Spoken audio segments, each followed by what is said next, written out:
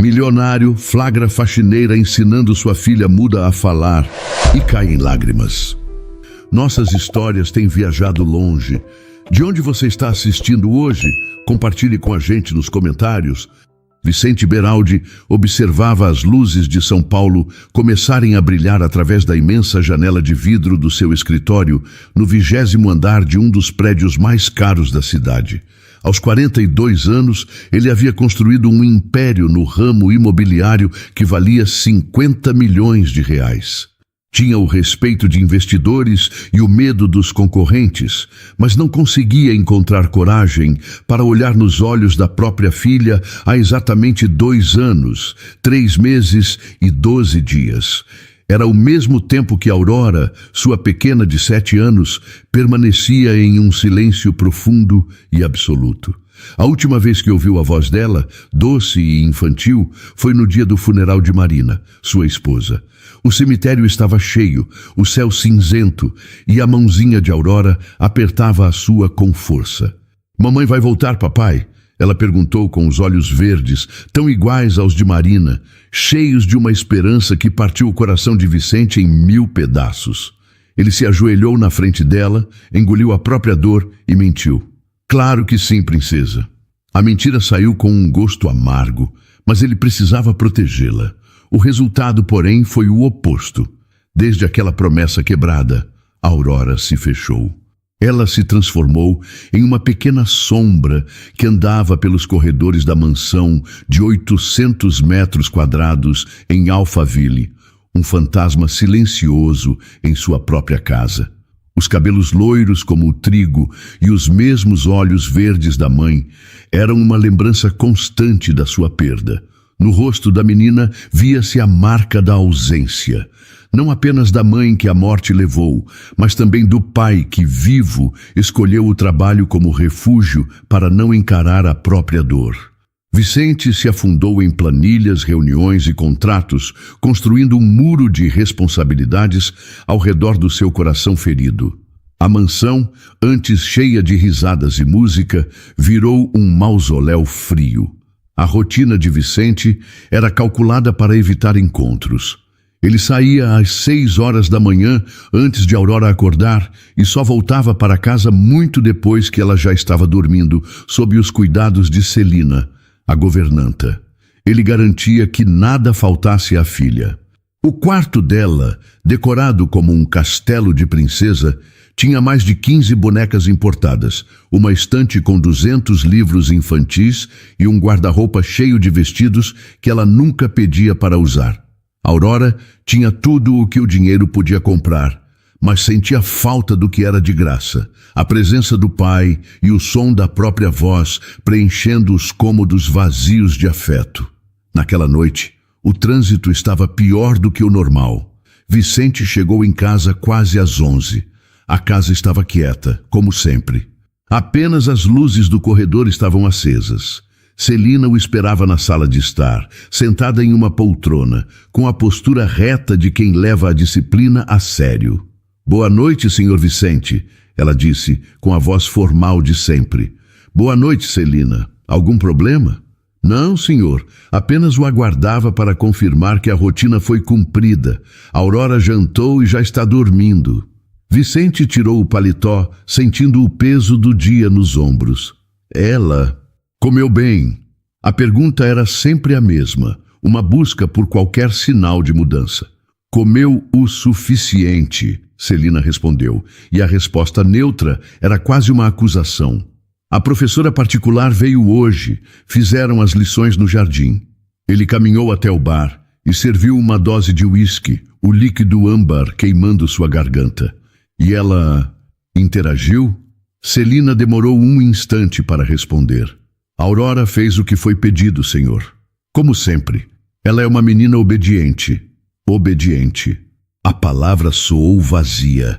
Sua filha não era obediente, era ausente. Vicente virou o copo de uma vez. "Obrigado, Celina. Pode ir descansar." A governanta se levantou, mas não saiu imediatamente. Havia uma hesitação em seus olhos, algo que ele raramente via. "Senhor, amanhã é o dia da diarista nova. O nome dela é Isadora." "Certo." A agência me informou. Só para o senhor saber, ela começará pelo andar de cima, pelo quarto de Aurora. Ele apenas concordou sem dar importância. Sozinho na imensa sala, Vicente sentiu o silêncio da casa pressioná-lo. Subiu as escadas de mármore devagar, cada passo parecendo mais pesado que o anterior. Parou em frente à porta branca do quarto de Aurora. A mão dele se levantou, os dedos quase tocando a maçaneta dourada, mas recuou.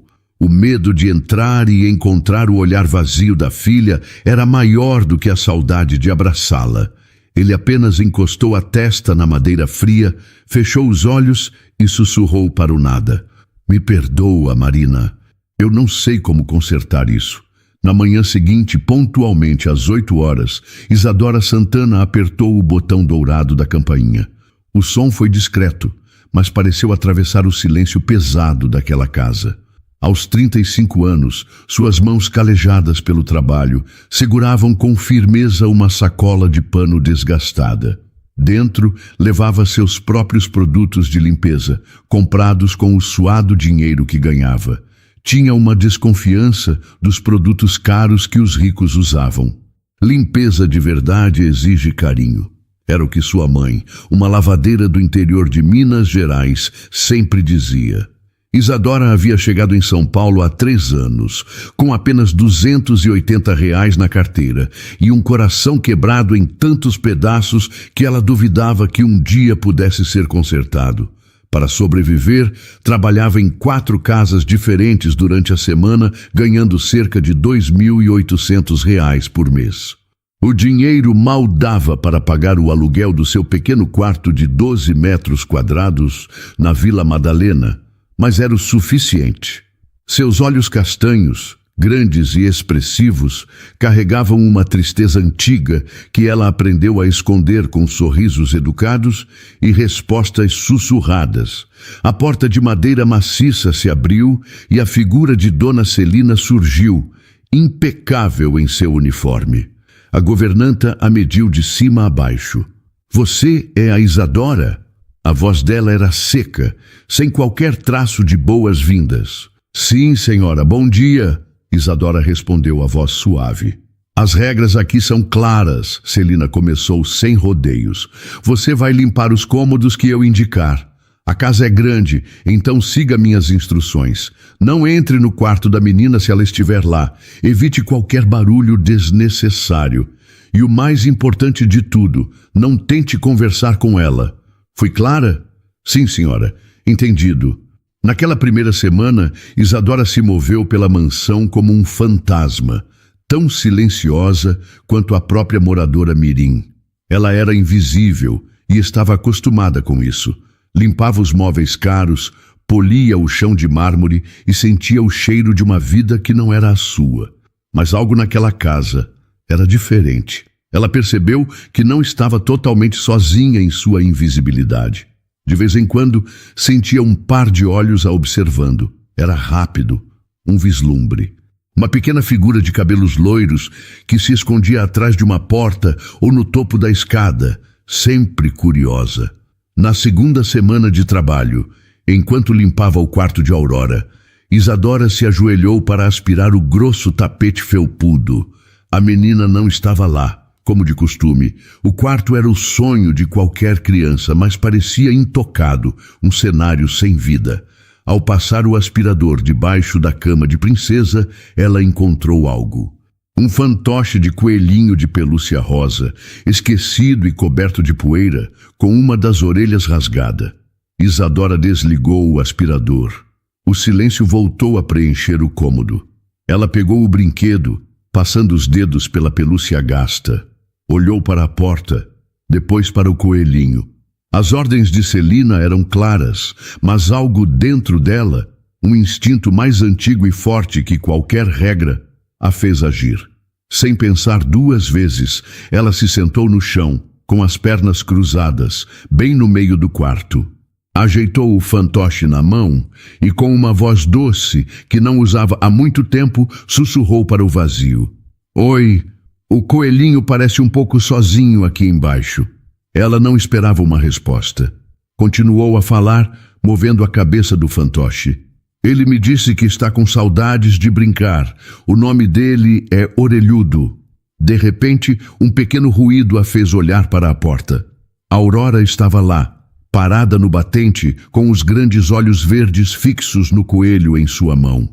Não havia medo no rosto da menina, apenas uma curiosidade intensa. Isadora sentiu o coração acelerar, mas manteve a calma.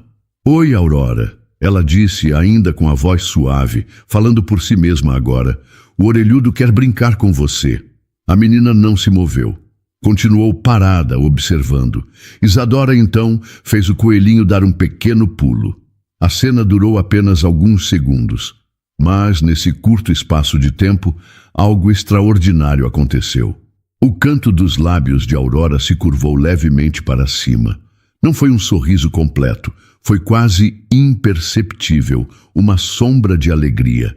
Mas Isadora viu, e naquele instante sentiu algo se mover dentro do seu peito, uma parte dela que ela acreditava estar morta há 3 anos e que de repente deu um pequeno e frágil suspiro de vida.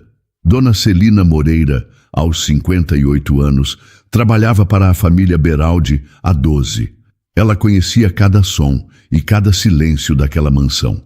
Viu Aurora nascer em um dia de sol, um bebê rosado nos braços de uma Marina radiante. Viu Marina adoecer e partir em um dia cinzento, deixando um vazio que nunca mais foi preenchido.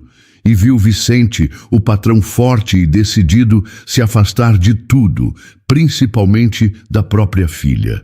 Em meio a tantas mudanças e perdas, Celina se tornou a única constante na vida da menina.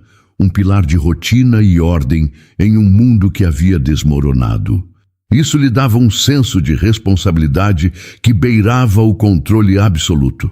Filha de imigrantes portugueses, Celina aprendeu desde muito cedo que a vida não perdoa fraquezas.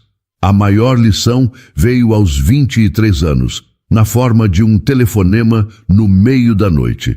Seu único filho, Rodrigo, havia sofrido um acidente de moto. Ela nunca mais falou sobre ele com ninguém. Guardou a dor para si, construindo uma fortaleza ao redor do coração. Chorar não traz ninguém de volta, repetia para si mesma como um mantra. Era essa a filosofia que aplicava na criação de Aurora. A menina precisava de disciplina, de horários rígidos e de uma estrutura que a protegesse de novas decepções. Carinho na visão de Celina era um risco. Afeto era algo que podia ser tirado a qualquer momento, e Aurora já havia perdido demais. Naquela quinta-feira, enquanto verificava o cardápio do jantar com o cozinheiro, Celina notou uma quietude diferente vinda da sala de brinquedos. Não era o silêncio vazio de sempre, mas um silêncio concentrado. Curiosa, ela caminhou pelo corredor e parou no batente da porta, observando sem ser vista. A cena a deixou desconcertada. Isadora estava sentada no chão, ao lado de Aurora, e falava em voz baixa. E então a princesa, que não conseguia mais cantar, descobriu que podia fazer mágica com as cores. Isadora contava, apontando para o papel à frente da menina. Cada cor que ela escolhia era um sentimento. O amarelo era a alegria do sol, o azul era a saudade do mar. Aurora, com uma concentração que Celina não via há meses, segurava um lápis de cor verde e desenhava. Não eram os rabiscos pretos e zangados que costumava fazer, mas formas, contornos. A caixa de lápis de cor, que estava empoeirada em uma gaveta, estava toda espalhada pelo tapete. Celina sentiu uma pontada de irritação. Aquilo era uma quebra de rotina. Uma intimidade que não deveria existir. Senhora Isadora! A voz de Celina foi firme e cortou o ar, fazendo Isadora se assustar. A diarista se levantou depressa, limpando as mãos no avental. Dona Celina, eu só estava... A menina tem horários. Celina a interrompeu, caminhando para dentro do cômodo. E a senhora tem trabalho para fazer. Desculpe, Dona Celina, não queria atrapalhar, Isadora disse com o rosto corado de vergonha. Atrapalhar é exatamente o que a senhora está fazendo, Celina respondeu, a voz ainda mais dura. Mas Ao olhar para a Aurora, algo a fez hesitar. Havia uma pequena luz nos olhos da menina, uma centelha de vida que o silêncio não conseguia apagar. Essa visão a deixou confusa, abalando suas certezas. Aurora, vá lavar as mãos para o almoço. A menina se levantou sem questionar, como sempre fazia. Mas antes de sair, ela pegou a folha de papel do chão, caminhou até Isadora e entregou o desenho a ela. Foi um gesto rápido, quase secreto. Um presente. Isadora o segurou com um cuidado que emocionava e irritava Celina ao mesmo tempo. Depois que Aurora saiu, Celina olhou para o desenho nas mãos de Isadora. Era simples, infantil. Uma casinha pequena e muito colorida, com um jardim cheio de flores e um grande sol amarelo no canto. Na janela da casa, havia duas figuras sorridentes, de mãos dadas. Celina sentiu o peito apertar. Uma lembrança rápida de seu Rodrigo, pequeno, mostrando um desenho que fizera na escola, passou por sua mente e ela a afastou com força. Fazia 2 anos, desde a morte de Marina, que Aurora não desenhava nada além de borrões escuros e sem forma. Aquela casa colorida, aquelas pessoas sorrindo. Aquilo era um sinal perigoso. Era a prova de que aquela diarista estava conseguindo atravessar o muro que ela, Celina, havia construído com tanto cuidado ao redor da menina. E isso ela não podia permitir. Vicente chegou em casa 30 minutos mais cedo que o habitual. A reunião com os investidores japoneses havia sido surpreendentemente rápida e enquanto dirigia pelas ruas movimentadas, um impulso raro o atingiu. Ele sentiu vontade de jantar em casa. Não que tivesse a intenção de sentar-se à mesa com Aurora. A culpa por seu silêncio ainda era uma barreira que ele não sabia como cruzar. Mas ele queria vê-la, mesmo que de longe. Queria sentir a presença dela na casa que dividiam como 2 estranhos. Ao subir a imensa escadaria de mármore, parou no meio do caminho. Escutou algo que não ouvia há anos. Eram risadas, sons baixos, abafados, mas inconfundivelmente alegres, vindos da sala de brinquedos no final do corredor. O coração de Vicente deu um salto, uma reação que o surpreendeu. Ele se aproximou devagar, sem fazer barulho, e espiou pela fresta da porta. A cena o fez prender a respiração. Aurora estava sentada no tapete brincando com suas bonecas. Ela movia as pequenas figuras, organizando os móveis de uma casinha em miniatura com uma delicadeza que ele não via desde que Marina era viva. Quem fez isso? Ele perguntou em um sussurro, sem perceber que Celina havia se aproximado por trás dele, com a mesma expressão preocupada que carregava nos últimos dias. A governanta olhou para a cena, depois para o patrão. É a diarista nova, senhor Vicente, ela respondeu, a voz contida. Ela tem um jeito especial com a menina. Vicente continuou a observar. Aurora posicionou uma boneca pequena, de cabelos loiros, ao lado de uma boneca maior, com cabelos castanhos. Elas pareciam estar conversando. Ele conhecia aquele jogo. Costumavam brincar os 3 juntos, papai, mamãe e a filhinha. Um sentimento de nostalgia o atingiu. Onde está a 3ª boneca? Ele sussurrou, mais para si mesmo do que para Celina, procurando a figura masculina que sempre o representava. A resposta de Celina foi simples e direta, e o atingiu com uma força inesperada, tirando seu ar. Não há 3ª boneca, senhor. Só essas 2. Naquele instante, Vicente entendeu. Aurora não estava brincando de papai, mamãe e filhinha. Ela estava recriando sua nova realidade, uma filha e uma mãe substituta. A ausência da figura paterna naquele jogo inocente foi uma declaração silenciosa, uma acusação que doeu mais do que qualquer palavra. Ele se afastou da porta, sentindo um frio se espalhar por seu peito. No dia seguinte, Vicente tomou uma decisão.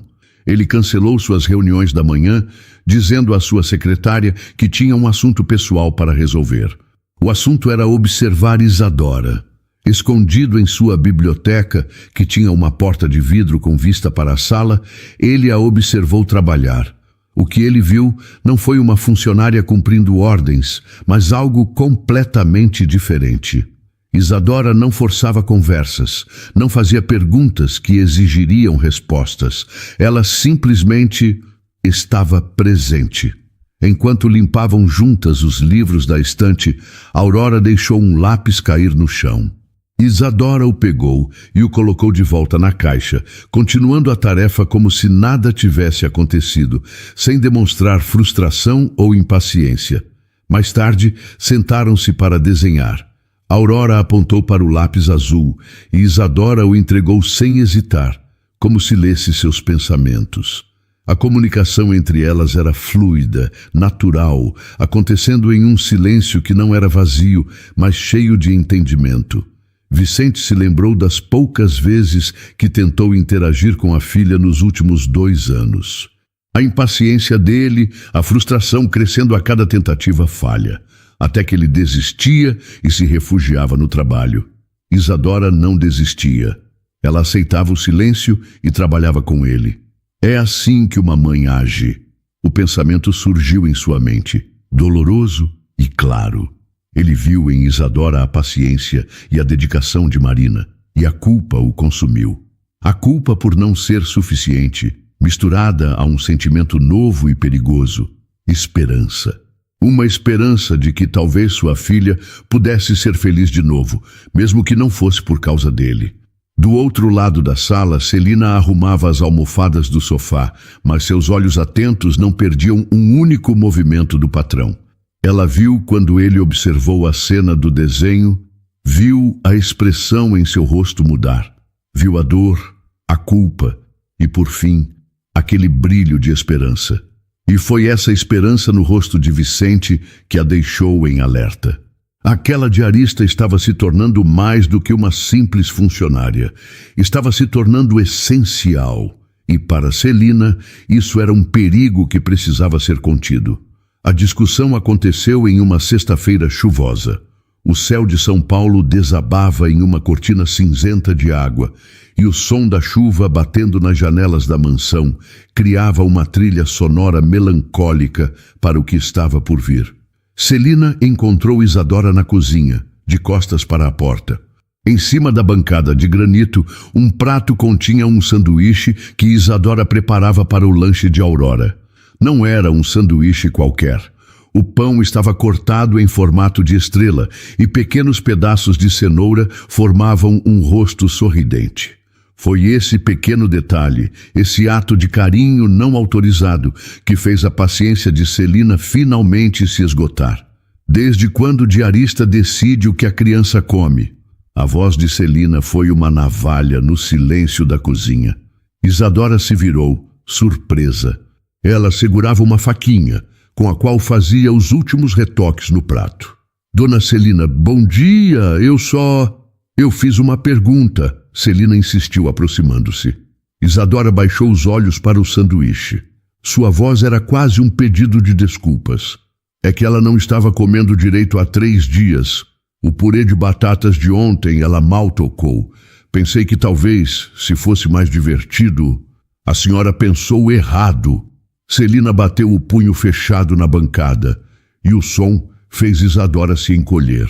O seu trabalho é limpar, não pensar. Aurora não é sua filha. A senhora não a conhece, não tem a menor ideia do que ela passou. Eu sei o que é perder alguém importante. Isadora respondeu, a voz baixa, mas com uma firmeza que Celina não esperava. A governanta soltou uma risada sem humor. Sabe... Por favor, e o que uma faxineira que mora na Vila Madalena sabe sobre perda de verdade, sobre criar uma criança que vive um trauma, sobre... Sei o que é enterrar um filho. A voz de Isadora explodiu. Não foi um grito de raiva, mas de uma dor tão profunda que pareceu rasgar o ar. A frase soou alta e trêmula, preenchendo cada canto da cozinha de mármore e fazendo o mundo parar por um instante. Sei o que é acordar todos os dias e desejar ter morrido no lugar dele. Ela continuou. as palavras saindo atropeladas, as lágrimas escorrendo por seu rosto. Sei o que é sentir o coração parar de bater junto com o dele. Sei o que é. O silêncio que se seguiu foi absoluto, quebrado apenas pelo som da chuva lá fora. O rosto de Celina perdeu toda a cor.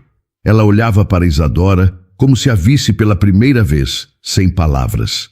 Isadora cobriu o rosto com as mãos trêmulas, os ombros sacudindo em soluços silenciosos. Desculpe, ela sussurrou. Eu não deveria ter gritado, mas era tarde demais. Nenhum dos adultos na cozinha havia percebido a presença de Vicente, parado na porta há pelo menos 3 minutos. Ele tinha chegado para buscar uns documentos que esqueceu e foi atraído pelas vozes alteradas. Ouviu a acusação de Celina, a defesa de Isadora e, por fim, a confissão que o deixou paralisado. E logo atrás dele, atraída pelo som da angústia, estava Aurora. Os olhos da menina se moveram de Celina, paralisada, para seu pai, chocado.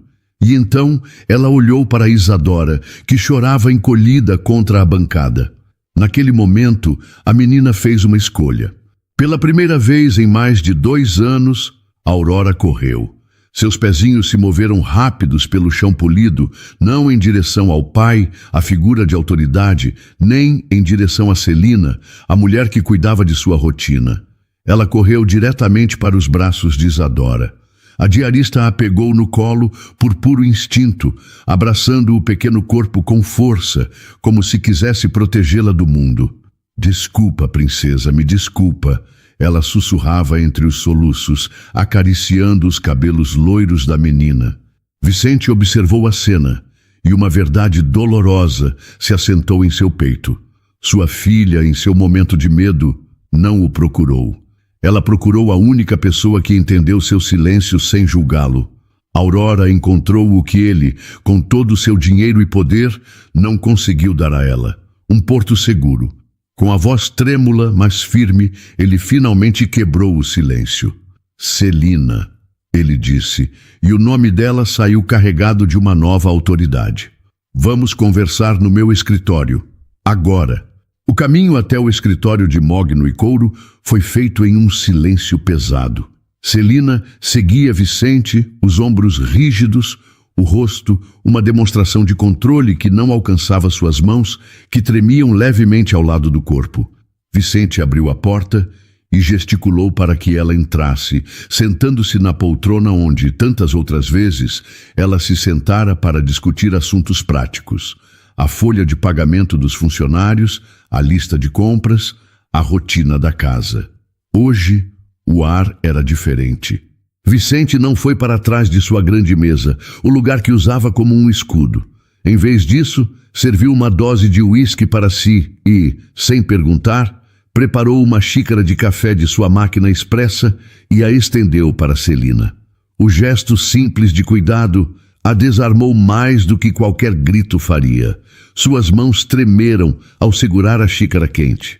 Doutor Vicente, ela começou, a voz embargada, surpreendendo a si mesma por sua fragilidade. Eu também perdi um filho. Vicente, que levava o copo aos lábios, parou. Ele a encarou, o espanto genuíno em seu rosto. Em 12 anos de serviço leal e profissional, aquela era a primeira vez que Celina compartilhava algo de sua vida pessoal. Rodrigo, ela disse, o nome saindo com dificuldade, como se estivesse preso em sua garganta há anos. Ele tinha 23 anos, um bom rapaz. Trabalhava em uma oficina mecânica e sonhava em ter o próprio negócio um dia. Uma noite, ele estava voltando do trabalho na moto que ele tanto amava. Celina engoliu em seco, a dor ainda viva depois de tanto tempo. O motorista do outro carro estava bêbado. Rodrigo morreu na hora. Vicente se levantou, contornou a mesa e se sentou na cadeira ao lado dela. A barreira de autoridade entre eles havia desaparecido. Celina, eu não fazia ideia. Eu sinto muito. Foi há 15 anos. Ela continuou, os olhos fixos em um ponto qualquer da estante de livros. No começo, eu achei que ia enlouquecer. A dor era uma coisa física, sabe? queimava por dentro, mas com o tempo aprendi que a dor só diminui quando a gente para de alimentá-la, quando a gente a tranca em um lugar seguro e segue em frente. Ela finalmente olhou para ele e em seus olhos havia uma compreensão triste.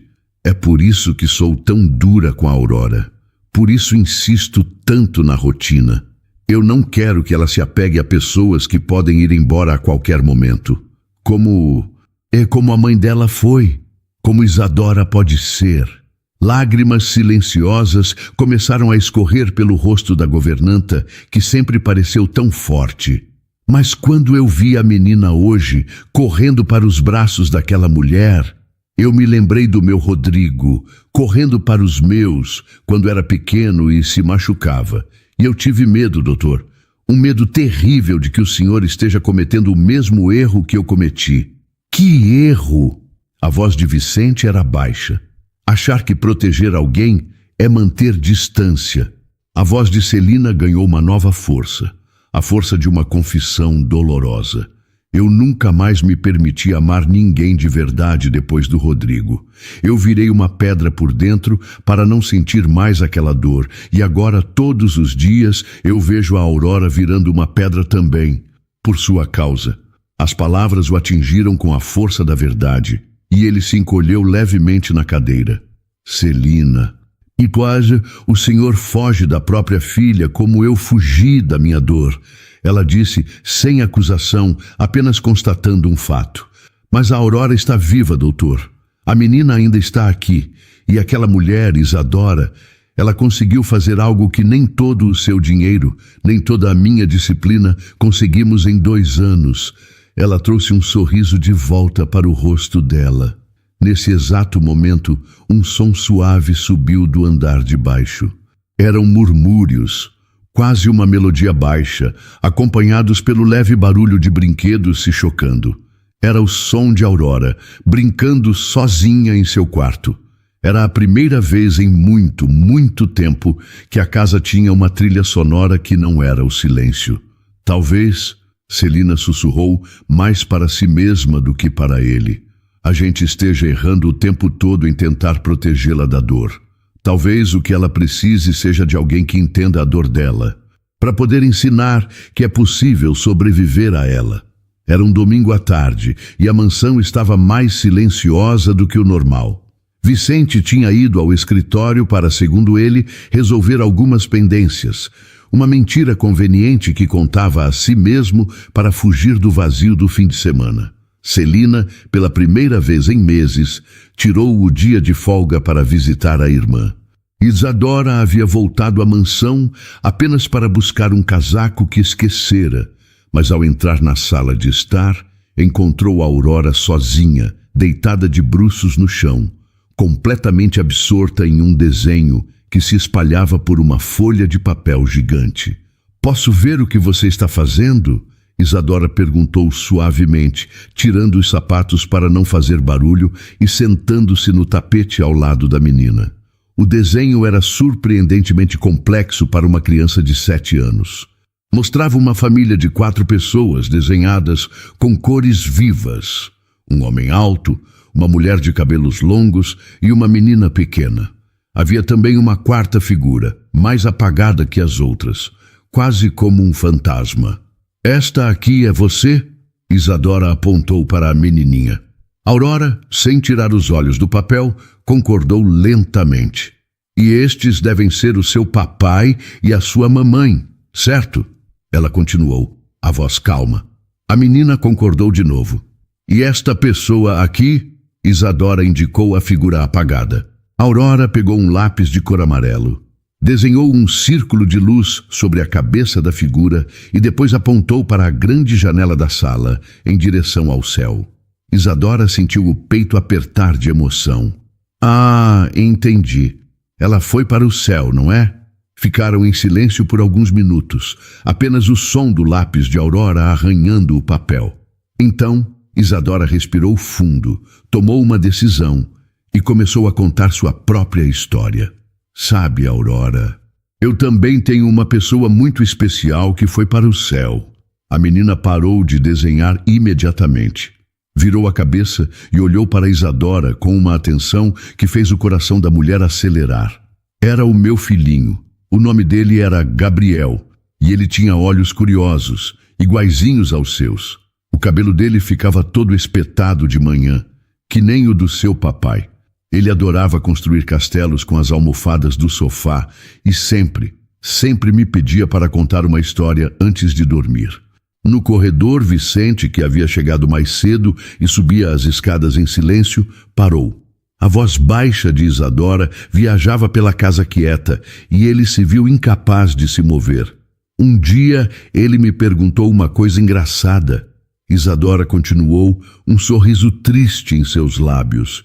Mamãe, quando você fica triste, para onde a tristeza vai? E eu respondi para ele, ela vai morar no nosso coração, meu amor. Mas ela precisa dividir o espaço com todo o amor que a gente sente. Então, ela nunca consegue tomar conta de tudo sozinha. Aurora, com um gesto instintivo, pegou a mão de Isadora e a segurou. O meu Gabriel foi para o céu quando tinha só 6 aninhos, uma doença que os médicos não conseguiram curar. E sabe o que eu descobri, Aurora? Que ele não foi embora de verdade. Ele mora bem aqui, Isadora disse, apontando para o próprio peito, junto com toda a alegria e todo o amor que ele me deu.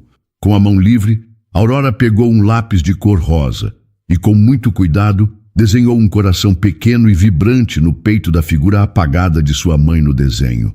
A sua mamãe também mora no seu coração, não é? Isadora sussurrou. E no coração do seu papai também. É por isso que às vezes ele parece tão triste. O amor que ele sente por ela é tão grande que ocupa muito espaço no coração dele. Escondido no corredor, Vicente encostou a testa na parede fria. As lágrimas que ele segurava há 2 anos finalmente começaram a cair, silenciosas e quentes em seu rosto. Ele chorou pela esposa, por sua filha e por si mesmo, pelo homem que não conseguia ser. Você quer que eu te conte um segredo? A voz de Isadora era um fio de som. Aurora concordou. Desde o dia em que eu te conheci, eu sinto que o meu Gabriel me mandou uma amiguinha muito especial. Alguém que entende que, às vezes, as palavras ficam presas na garganta quando o coração está muito cheio. Aurora soltou a mão de Isadora. Pegou um lápis azul e, com letras grandes e tortas, escreveu lentamente uma única palavra no canto do papel. Obrigada. Foi a primeira palavra que ela escreveu em mais de 2 anos. A demissão aconteceu em uma segunda-feira fria. O sol mal havia nascido e uma névoa gelada cobria o jardim da mansão. Às 7 horas da manhã, antes que Aurora acordasse, Vicente chamou Isadora ao seu escritório. A conversa que tivera com Celina e a cena que presenciara no domingo o haviam abalado profundamente, mas o medo, um velho conhecido, foi mais forte que a esperança. Em sua mente, o apego de Aurora a Isadora era uma bomba relógio. Outra perda, ele pensava, seria o fim dela. E ele precisava protegê-la a qualquer custo, mesmo que o custo fosse a felicidade dela. Quando Isadora entrou, viu o envelope branco sobre a mesa de mogno. Seu coração afundou. Ela já sabia. O rosto de Vicente estava cansado, os olhos vermelhos de uma noite mal dormida. Isadora, eu preciso conversar com você. Ele começou, a voz rouca, sem conseguir encará-la. Ela permaneceu de pé, as mãos juntas na frente do corpo, serena por fora, destruída por dentro. É sobre ontem, não é? O senhor ouviu a nossa conversa na sala. Eu ouvi, ele confirmou, finalmente levantando o olhar. E é exatamente por isso que acho melhor você não voltar mais. O silêncio na sala era pesado, quebrado apenas pelo tic-tac de um relógio de parede. A Aurora está se apegando demais a você, ele continuou, tentando fazer sua decisão parecer lógica e cuidadosa. Conversei com os médicos dela, com pessoas que entendem de trauma infantil. Eles todos dizem que não é saudável para uma criança, na condição dela, criar vínculos instáveis com pessoas que podem ir embora. Pessoas como eu, Isadora completou em um sussurro. E não era uma pergunta. Não é nada pessoal. Você é uma pessoa boa, Isadora. Eu vejo isso. Mas você também está lidando com suas próprias feridas. A Aurora precisa de estabilidade, de uma base sólida. Ela não precisa de alguém que pode quebrar também. Ela terminou a frase por ele, a voz ainda suave, mas com uma ponta de dor. Vicente não respondeu. O silêncio dele foi a confirmação. Ele empurrou o envelope sobre a mesa. Dentro havia R$2.000, muito mais do que o pagamento dela. Um gesto para aliviar a própria culpa. Isadora se aproximou, pegou o envelope sem olhar para o dinheiro. Posso ao menos me despedir dela? Acho melhor não, ele disse rápido demais. Será mais fácil para todos se for um corte limpo. Naquele momento, algo na expressão calma de Isadora se partiu. Não era raiva, era uma decepção profunda. Para todos ou para o senhor, Dr. Vicente? Ele se virou para a janela, incapaz de sustentar o olhar dela. Isadora caminhou até a porta, mas parou com a mão na maçaneta. Sabe qual foi o último pedido que o meu Gabriel me fez no hospital antes de fechar os olhos? Ela perguntou, a voz embargada. Ele me fez prometer que se eu encontrasse outra criança no mundo que estivesse precisando de carinho, eu não fugiria por medo. Que eu seria corajosa por nós dois. Vicente continuou de costas, os ombros tensos. Hoje, ela concluiu, a voz quebrando. Eu quebrei a promessa que fiz para o meu filho morto, por causa do medo de um homem vivo que não consegue enfrentar a própria dor. A porta se fechou com um clique suave, deixando Vicente sozinho com as palavras dela e o peso de sua decisão. 3 horas depois, Aurora acordou. A primeira coisa que fez foi procurar por Isadora. Olhou no quarto, na sala de brinquedos, no jardim. Quando não a encontrou, foi até Celina, que estava na cozinha, e puxou a barra de seu avental, os olhos cheios de uma pergunta silenciosa. Celina se ajoelhou, o rosto triste. Minha querida, a Isa, ela não vai mais voltar. A reação de Aurora foi aterrorizante em seu silêncio.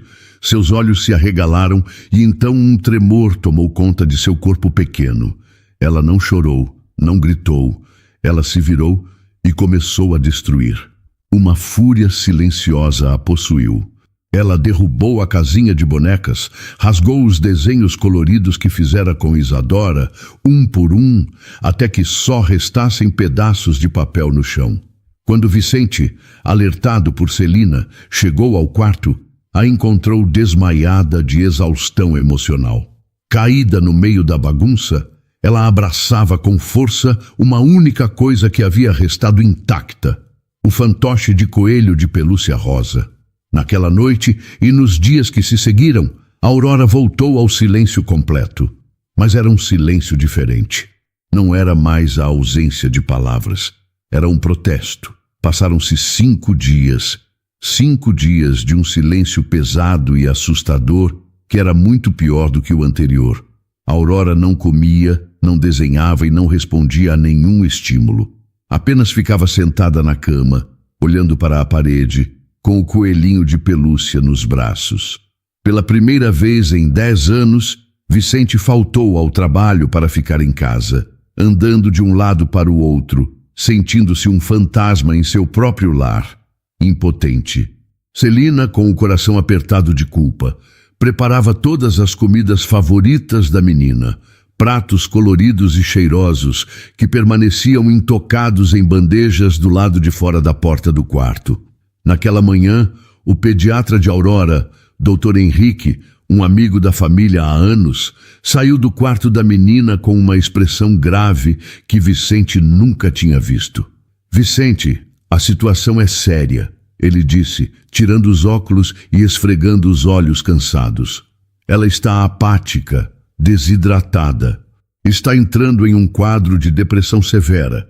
Se ela não reagir nas próximas 24 horas, teremos que considerar uma internação psiquiátrica. A palavra internação atingiu Vicente com violência. Não, de jeito nenhum. Eu não vou internar a minha filha. Então me ajude a entendê-la. A voz do médico foi firme. Ela estava apresentando uma melhora notável, segundo os relatórios da terapeuta. O que mudou? O que aconteceu nesta casa para ela regredir desta forma?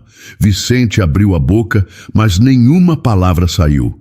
A vergonha o sufocava. Foi Celina, parada na porta da sala, quem respondeu por ele. Ele demitiu a única pessoa que conseguia fazer Aurora sorrir. Ela disse a voz clara e forte. Celina! Vicente a repreendeu, o rosto queimando. Não, doutor. Chega de silêncio. Ela deu um passo à frente, os olhos fixos no patrão. O senhor está matando a sua própria filha por orgulho, por medo, por uma covardia que eu não consigo mais aceitar. Doutor Henrique olhou de um para o outro surpreso. Que pessoa? Do que ela está falando, Vicente? Uma diarista, Vicente admitiu, a voz baixa. Aurora se apegou a ela e eu achei que não era apropriado. Achei que estava protegendo-a. Vicente, o médico disse, o tom incrédulo. Você tem a menor ideia do quão raro é uma criança com mutismo seletivo traumático criar um vínculo de confiança com qualquer pessoa? Isso não é um risco, é um milagre. Se a Aurora se conectou com essa mulher, ela não é o problema. Ela pode ser a chave para a recuperação dela. Naquele momento, um barulho surdo de algo caindo veio do quarto de Aurora. Os três correram pelo corredor e abriram a porta. A menina estava no chão, tendo puxado todos os lençóis e o edredom da cama. No meio da bagunça, ela segurava algo pequeno. Uma foto gasta, tamanho 3x4, que Isadora devia ter deixado cair sem perceber no último dia. Era a foto de um menininho sorrindo. Aurora olhou diretamente para o pai. Os olhos verdes cheios de uma dor que parecia antiga demais para uma criança. E então, com uma voz rouca e frágil de quem não a usava há uma eternidade, ela sussurrou as palavras que mudariam tudo. Papai, traz a Isa de volta, por favor. Foram as primeiras palavras que ela disse em 2 anos, 4 meses e alguns dias. O ar saiu dos pulmões de Vicente em um soluço alto e doloroso. As barreiras que ele construiu por tanto tempo desmoronaram de uma só vez. Ele caiu de joelhos no chão do quarto e chorou. Chorou como não chorava desde o dia em que enterrou Marina. Aurora, minha filha, me perdoa. Ele soluçava. O papai foi um idiota. O papai teve medo. Com uma lentidão surpreendente, Aurora se aproximou e colocou a mãozinha em seu rosto molhado. Eu também tenho medo, papai. Ela disse, a voz fininha, mas clara. Mas a Isa disse que o medo só passa quando a gente para de fugir dele. Celina cobriu a boca com as mãos, as lágrimas escorrendo livremente. Dr. Henrique olhava a cena completamente comovido. A menina apontou para o peito do pai. A mamãe mora aqui, não é, papai? Ela perguntou, repetindo a lição que aprendera. E a Isa disse que quando a gente ama muito alguém que foi para o céu, a gente não pode ter medo de amar quem está aqui na terra com a gente. Vicente a puxou para um abraço apertado, o primeiro abraço de verdade em mais de 2 anos, sentindo o corpo pequeno e frágil contra o seu. O papai vai buscar a Isa, princesa, eu prometo. De verdade? A voz dela foi um sopro de esperança. De verdade, ele disse, beijando o topo de sua cabeça. E dessa vez, o papai vai pedir desculpas. Vicente encontrou Isadora em uma quinta-feira chuvosa, ironicamente parecida com o dia em que a confrontação com Celina aconteceu. Ele a esperou do outro lado da rua, observando-a sair de uma casa imponente no Morumbi, onde havia conseguido um novo trabalho. Ela carregava a mesma sacola de pano surrada, vestia um uniforme simples e andava com os ombros um pouco curvados. O brilho de vida que ele tinha visto em seus olhos havia desaparecido novamente, deixando-os opacos, cansados. Ele atravessou a rua, o coração batendo forte no peito. Isadora, preciso falar com você. Ela parou ao som da voz dele, mas não se virou. Continuou de costas, uma barreira de dor entre eles. Doutor Vicente, com todo respeito, acho que o senhor já disse tudo o que tinha para dizer. Não, eu não disse. A voz dele era urgente. Aurora falou. Isadora se virou devagar. Suas mãos que seguravam a alça da sacola tremiam. Ela... Falou o quê? Ela pediu para eu trazer você de volta. Ele disse, as palavras saindo com dificuldade. Foram as primeiras palavras que ela disse em mais de 2 anos. Ela falou o seu nome. Isadora encostou no muro de uma casa, o corpo perdendo as forças. Lágrimas encheram seus olhos. Ela está bem? Não. Ele foi honesto. Ela não está nada bem. Na verdade, nenhum de nós está bem sem você. Isadora, eu cometi o maior e mais estúpido erro da minha vida quando deixei você ir embora. Ele se aproximou, parando a uma distância respeitosa. Você me disse naquele dia que quebrou uma promessa feita ao seu filho. O que eu nunca te disse é que eu também quebrei uma. No último dia de vida da minha esposa, Marina me fez jurar que eu cuidaria de Aurora, que seria o pai que ela merecia, que nunca a deixaria se sentir sozinha. As lágrimas que ele segurou por tanto tempo agora escorriam livremente por seu rosto, sem vergonha. E o que eu fiz? Eu fugi.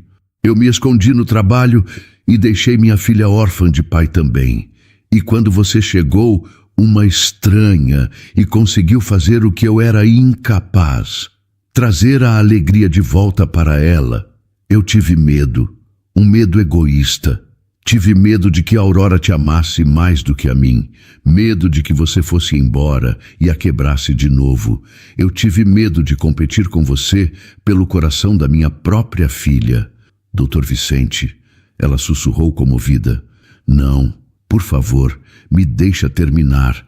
Você não é só uma diarista, Isadora. Eu vejo isso agora. Você é uma mãe que, mesmo depois de perder um filho, teve a coragem de abrir o coração para uma menina que precisava desesperadamente de amor. A Aurora não precisa escolher entre nós. Ela precisa de nós dois. Ele deu o último passo, ficando frente a frente com ela. Volta para casa, Isadora. Por favor. Mas não como minha funcionária. Volta como a mãe que a Aurora precisa. Como a pessoa que eu deveria ter valorizado desde o primeiro momento. Nós cuidaremos de você como família, porque é isso que você já é para nós. E se eu não conseguir? Ela perguntou, a voz cheia de uma insegurança antiga. E se a dor pelo Gabriel voltar com força e eu quebrar de novo? E se eu não for boa o suficiente para ela? Então a gente quebra junto, ele respondeu, a voz firme com uma nova convicção. E depois a gente se remenda junto, porque é isso que uma família de verdade faz. Uma semana depois, Isadora se mudou para a mansão. Não para o pequeno quarto de empregada nos fundos, mas para uma suíte de hóspedes no mesmo andar de Aurora. Celina, vencida pela transformação que via diariamente, aos poucos deixou de ser a governanta rígida para se tornar a avó atenta e carinhosa que a menina nunca teve. A casa, antes um mausoléu silencioso, ganhou vida. O som de risadas agora era uma presença constante nos corredores. A cozinha se tornou o coração da casa, onde sempre havia alguém conversando. E Aurora falava mais a cada dia. Primeiro palavras, depois frases inteiras. Isa, posso te ajudar a fazer biscoitos de estrela? Perguntou em uma tarde. Dona Celina, por que você nunca me contou que já foi criança também? Perguntou em uma manhã. Papai, você acha que a mamãe ia gostar da nossa nova família? Questionou em outra, antes de dormir. Vicente aprendeu a sair do escritório mais cedo. Isadora aprendeu que podia ser mãe de Aurora sem trair a memória de Gabriel. Celina aprendeu que o verdadeiro cuidado é feito de proximidade, não de distância. E Aurora aprendeu que famílias não são feitas apenas de sangue, mas de pessoas que decidem ficar e se remendar juntas. Em uma noite de domingo, enquanto os três faziam pipoca na cozinha para assistir a um filme, Aurora fez um pedido que fez todos pararem. A gente pode tirar uma foto nova? Uma foto da nossa família de agora? Na foto, tirada com o temporizador da câmera por Celina, Vicente, Isadora e Aurora estão espremidos no sofá, sorrindo. Mas se você olhasse com atenção para o reflexo no vidro escuro da janela, veria uma quarta pessoa. Celina, que no último segundo decidiu se juntar ao retrato.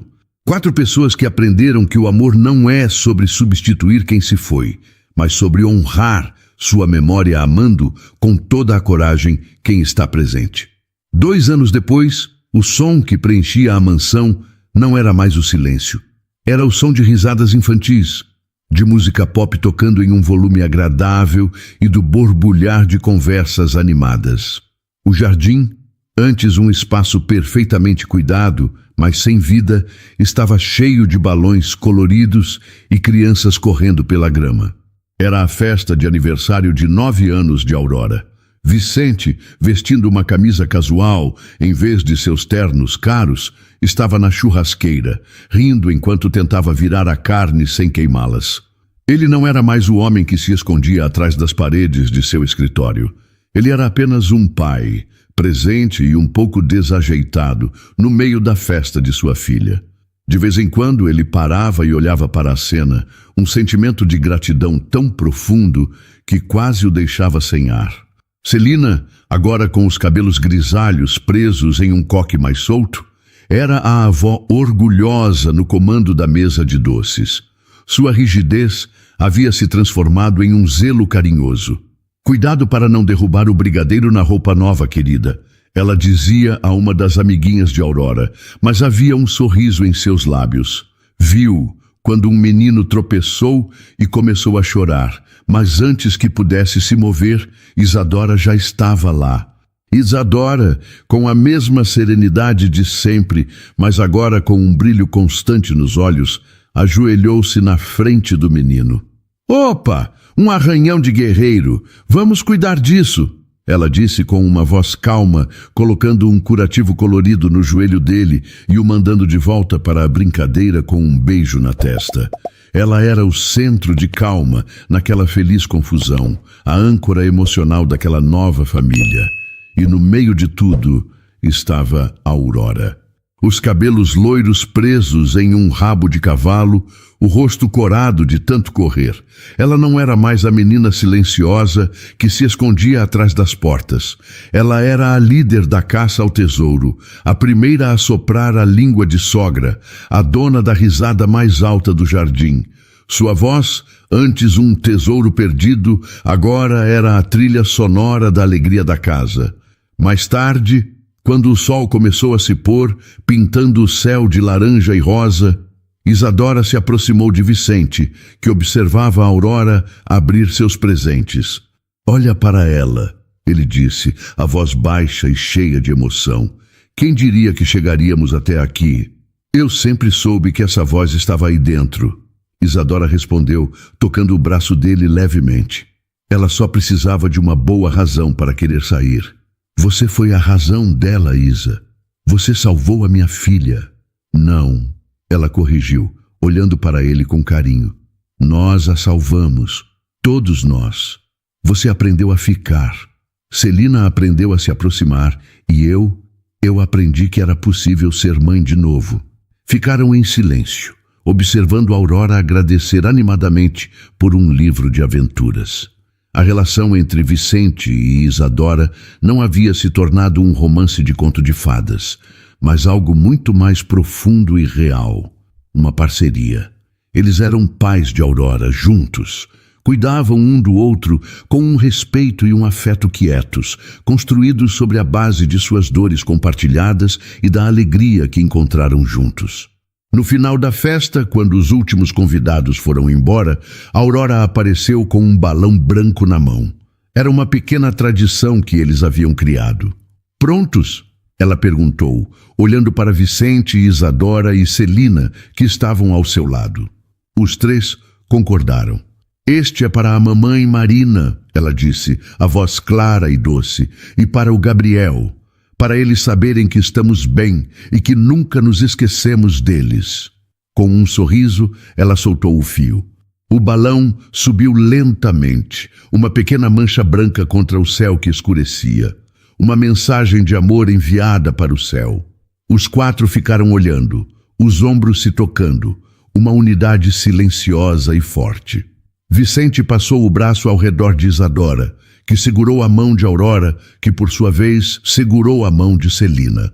Ali, no jardim que voltou a ter vida, a luz quente da casa iluminava 4 pessoas que eram a prova de que corações partidos não precisam ser descartados. Com paciência, coragem e muito amor, eles podem ser juntados novamente, não para formar o que eram antes, mas para criar algo novo, algo mais forte e infinitamente mais bonito. Para toda mulher que já sentiu uma perda tão devastadora, que acreditou que seu coração nunca mais teria espaço para um novo amor, que escondeu sua própria dor para cuidar da dor dos outros. Para todo homem que, no auge de seu sucesso material, se encontrou perdido em uma mansão silenciosa, fugindo da própria filha por não saber como encarar a dor da ausência. E para você que, no intuito de proteger, construiu muralhas de disciplina e rotina, acreditando que a dureza era a única forma de evitar que um coração se partisse outra vez. A história de Isadora, Vicente, Aurora e Celina nos mostra uma das verdades mais profundas e esperançosas da vida.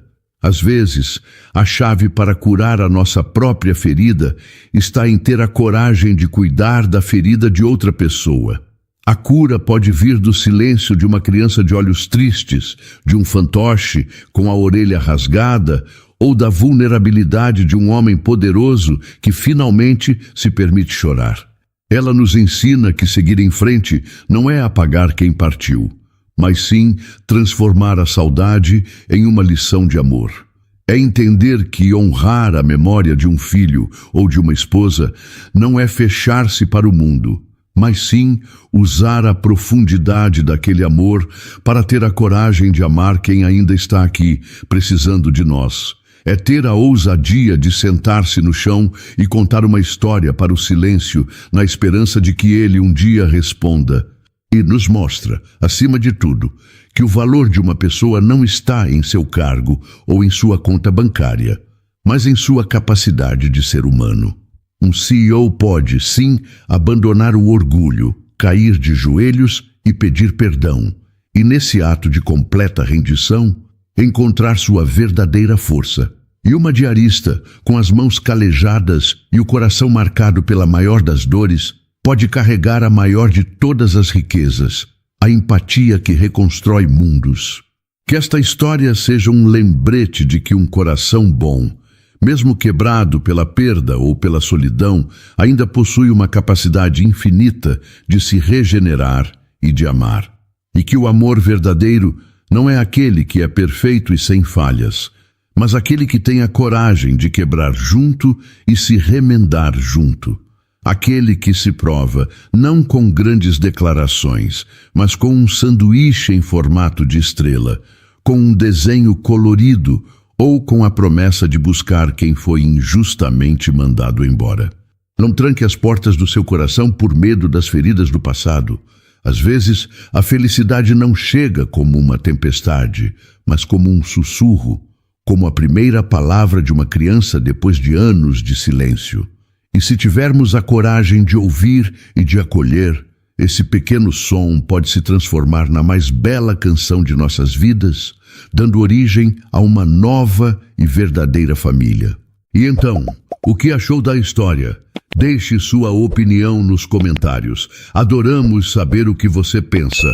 Não se esqueça de deixar seu curtir no vídeo para nos apoiar e de se inscrever no canal. Até a próxima!